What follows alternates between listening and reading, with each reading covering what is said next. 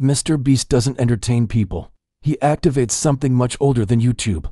You've seen it. The YouTube homepage, a sea of bright thumbnails and shocking titles. 100 people trapped in a circle. The last to leave wins $500,000, curing 1,000 people's blindness. Or just endless, scrolling feeds of content, each clip a tiny, fleeting distraction. You've probably felt it too, that sense of brain rot. The feeling of being overstimulated yet strangely empty after hours spent online. We joke about it, but deep down, we know something is happening to our attention. None of this is an accident. The viral challenges, the endless scrolling, the way AI seems to read our minds, they all operate on the same fundamental rule. A rule that isn't about technology, but about us. It's a principle that's been coded into our biology for millions of years. And once you see it, you can't unsee it. You'll understand not just why MrBeast is the biggest YouTuber on the planet, but why your own brain works the way it does. The rule is this: never let the reward feel finished. Think about a slot machine. The fun isn't just winning. It's the moment before the wheels stop spinning. It's the anticipation, the possibility. Our brains release a chemical called dopamine, not when we get a reward, but when we expect a reward. This creates a loop. The anticipation feels good, so we seek it out again and again. The reward itself is almost secondary. The real prize is the chase. This is the core of MrBeast's genius. A video isn't just about someone winning money. It's about the struggle, the countdown, the near misses, the constant question of who will win. Every cut, every timer on screen is designed to refresh that feeling of anticipation. He never lets the tension fully resolve until the very end. The challenge isn't the point.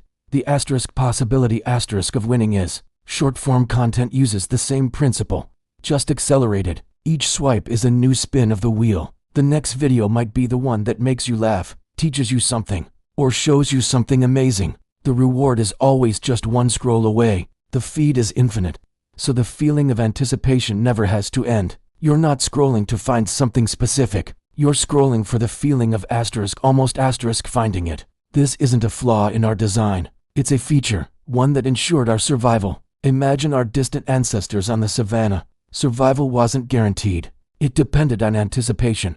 The rustle in the bushes that might be a predator. The track in the dirt that might lead to food. The waiting, the watching, the constant state of alertness. This was driven by the same dopamine system.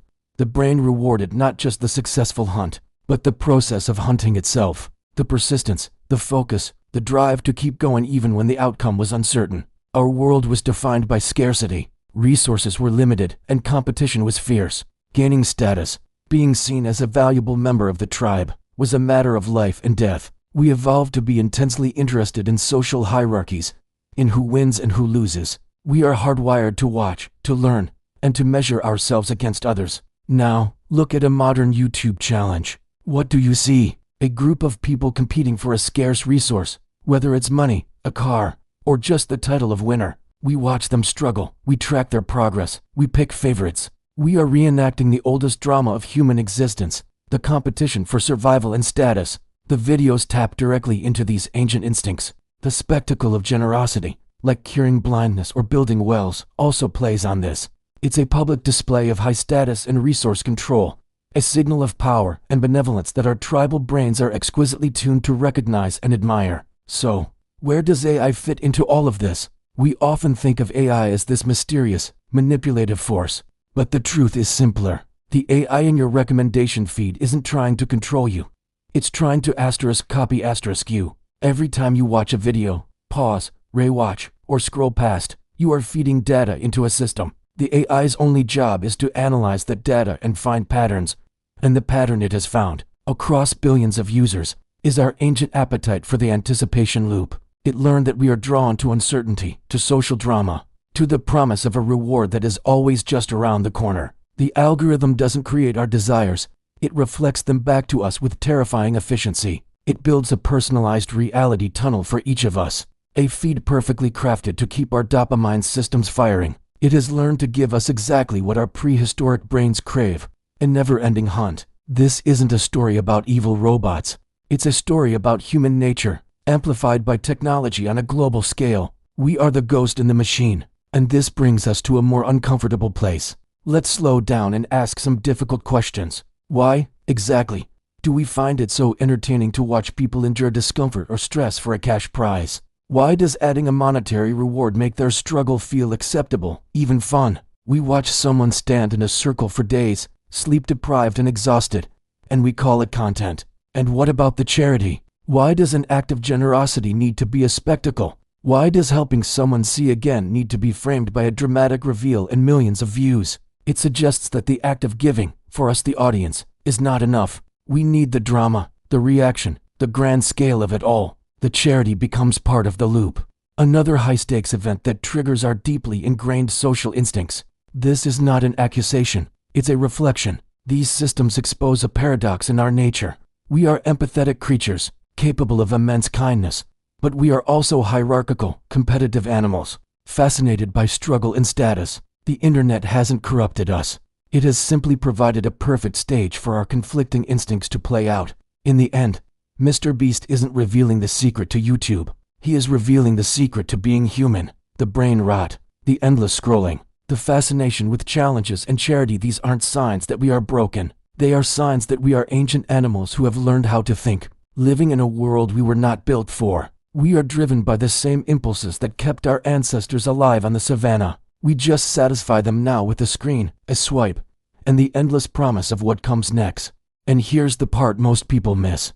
Even when you understand how your attention is being captured, it doesn't automatically set you free. It is like knowing the ingredients in a cake doesn't stop you from wanting to eat it. The psychology is fascinating, but knowing it doesn't cancel the instinct. Your brain reacts long before your conscious mind has time to analyze the situation. These ancient survival circuits, the ones that kept us safe from predators in the tall grass, they move much, much faster than rational thought. They're designed for speed, not for accuracy in a digital world.